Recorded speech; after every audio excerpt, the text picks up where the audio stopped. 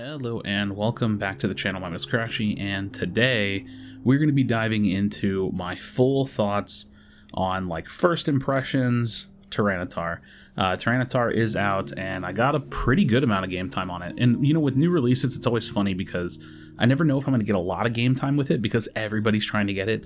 So I'll sit down for 4 or 5 hours or whatever, and sometimes I'll play it 4 times, and sometimes I'll play it 6 times, sometimes I'll play it twice. And I actually got a good number of games in. And I think I've got a pretty solid opinion on it. So if you're wondering if this whopping 14,000 coins, 500 something plus odd gems is worth it, this is the place to be. So drop a like on the video. Otherwise, you'll never know. You'll just simply never know if you should pick up Tyranitar. But here we are. Let's go ahead and get into it. So first and foremost, I think that the price point is something that we have to address, right? The Pokemon Unite inflation is real. They are raising the prices of the Pokemon up to 12K and 14K. It's funny because there was a period of time where we had conversations about why haven't any of the new Pokemon come out at 8K? Everything was coming out at 10K, and now it's actually going the opposite direction. So yeah, this is the new norm, the new status quo in terms of pricing for free-to-play currency. And I think that to quickly make a statement and give my thoughts on that, I think that they simply have been looking at all of the data that they have, and they think that we're probably stockpiling too much gold. They make the merging system with emblems require a little bit of gold, not much, but a little bit, and they are now starting to inflate the prices on free-to-play currency for purchasing Pokemon. I don't think this is terrible, just gonna say, it's just what we're facing. So for the 14,000 price point, you have to be a little bit more selective because now you can't hoard as much gold, and we know that some 3 big Pokemon are coming up, or we know the next 3 Pokemon. So it's impossible to predict how good those are going to be, but I have to let you know that I do think that Tyranitar is worth owning. I can't say if it's worth your exact 14,000 right now, because I don't know what situation you're in, but I think that these are the questions you have to ask. Do you really, really want the next Pokemon, and are you too broke to afford both? and realistically, I'm going to tell you right now, I think that Tyranitar is great. My overall opinion of this character, I'm really excited to share it, is that it is a very, very strong all-rounder. I think that Ancient Power is kind of the linchpin for this thing. It is the thing that brings this thing all together.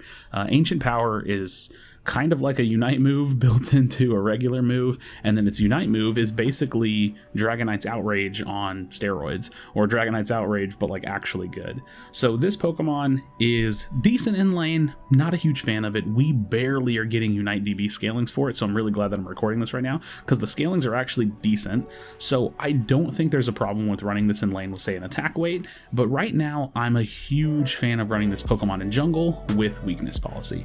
So the attack stat scaling is good on this Pokemon. I think weakness policy complements it well, but something you need to know is that because the Unite move is basically just an Enrage, your auto attacks can crit during the Unite move, so you're doing a ton of damage. I think that this is a auto attack centric muscle scope weakness policy kind of character. I really like that build. I like Razor Claw on it. I need to mess around with whether or not I think Razor could be better than Scope, but the thing is you're critting, you're raising that crit chance with Scope, and you are increasing that damage with Scope Lens over Razor Claw, who does have a nice little damage proc and a slow, so maybe a little bit of playstyle variance there. Maybe I just need to mess around, but this character being an all-rounder has the same thing that Lucario, Serena, and Machamp have, where there's tons of build options. If you want to do 2 damage items and a focus band, go for it. 2 damage items and a buddy barrier, go for it. If you want to run triple damage, go for it. The sky's kind of the limit when it comes to building this character out,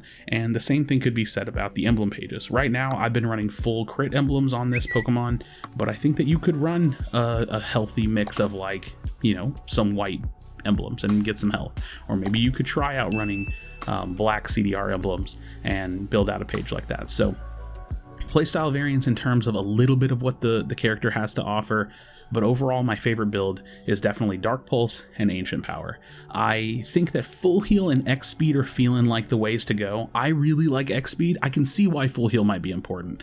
That's why I'm throwing it in there, but I didn't even play with it. I played with Xspeed the whole night because I love popping Xspeed and then holding down my Ancient Power and just running them down.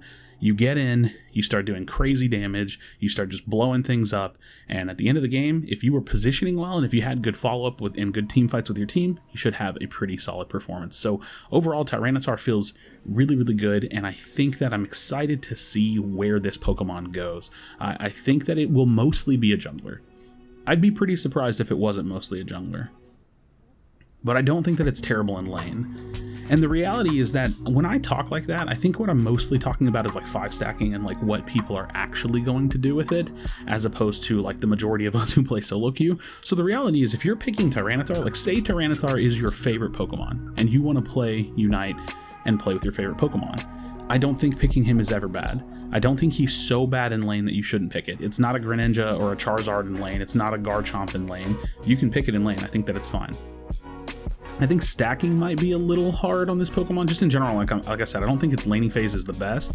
And it's not even that the laning phase itself is bad, it's that the Pokemon evolves really late, and so you really want to progress yourself as close to level 9 as possible, and obviously jungle would be the best, most suitable position for that. If you can hit level 9, you're going to get your Ancient Power and your Unite move all in one, you know, like level up all in one evolution, and you're going to be incredibly strong to snowball the game. I think Tyranitar, when it's behind, it feels like a Garchomp, it feels like a Dragonite with Outrage. It feels like you just get kited around. As far as you know, counter picks and things of that nature, I think that Cinderace, like a really mobile AD carry, can do really well against Tyranitar if it's not too fed. If y'all are like on even footing, I think Cinderace has a nice opportunity. I need to play around with playing with something like Charizard that can kind of keep it at arm's length a little bit with some of its poking abilities like Fire Blast and Flamethrower. I need to mess around with like hard engaging on it with, say, something like Blastoise, but also you're always going to have something that can enable it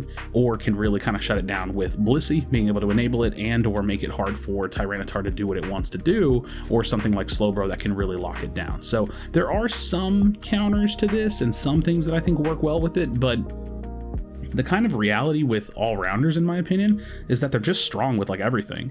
You can peel the back line really, really well with this character. So if you start the fight and you see that your Pikachu is getting doved on, you can just start your Ancient Power and run backwards to your Pikachu and save them. If you are seeing a really good opportunity to dive their backline, you can turn on your Ancient Power, run toward their backline. I think it's all about positioning yourself really, really well with this Pokemon, so that way you can pop your Unite move and then just get the most value out of that Enrage period, because you really do just want to be in their backline, blow them up, get as much damage as you can, and try to win the fight. So Tyranitar, honestly, for me, I think it's for me right now, it was an easy purchase. I'm gonna buy anything always, but I had like 80,000 gold, and if I had less, I would hope that someone would give me the advice to pick up this Pokemon. I think that it's really strong. I think that both build paths for it feel fine, but I do think that Ancient Power, Dark Pulse just really take the cake, and I think that overall it is a very good Pokemon for both lane and jungle, and I think that that should add some brownie points to the Pokemon, considering the fact that you're not always going to get jungle when you play this, but I do recommend playing it jungle. So friends, let me know your thoughts in the comment section down below. Are you going to cop this Pokemon? That's basically the question I want to know. Are you picking this one up? If you have picked it up, what do you like? What do you not like about it? What build are you running? Let us all know. Share it with us. Friends, thank you so much for watching. Drop a like on the video. Subscribe for future Pokemon Unite content. I'll be putting out probably like an A to Z video on this Pokemon, or maybe like a build guide for it soon, just to kind of, again, wrap up my thoughts on like where I think I'm going to take this Pokemon build-wise and how I like to play it.